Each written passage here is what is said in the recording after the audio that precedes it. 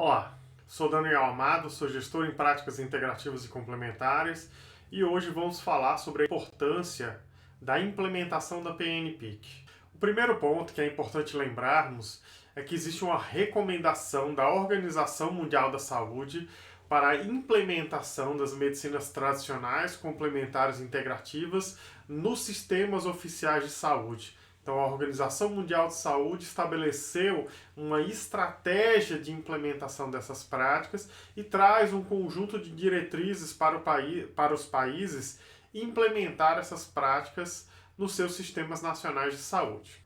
A PNPIC possibilitou a implementação de outras formas de entender o sujeito, de entender o ser humano e seu processo de saúde-doença no Sistema Nacional de Saúde.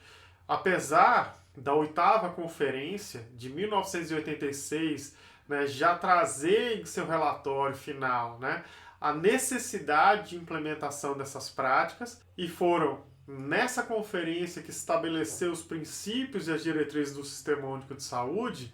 As práticas integrativas não entraram naquele momento no conjunto da normativa da política de saúde. Levou cerca de 20 anos, de 86 até 2006, para que essas práticas se transformassem numa política nacional de saúde com o conjunto de diretrizes que formam hoje a Política Nacional de Práticas Integrativas e Complementares. Então, ela institui outras formas de entender o sujeito, de olhar para o processo e doença, e um conjunto de opções terapêuticas passaram a estar institucionalizadas no Sistema Único de Saúde.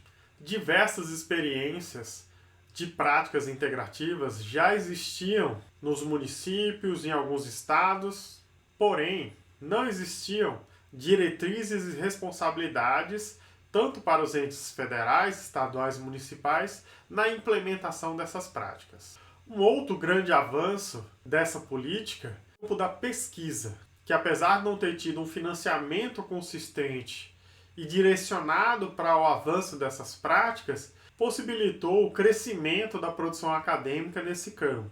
A normatização das PICs também possibilitou o monitoramento dessas práticas no Sistema Único de Saúde.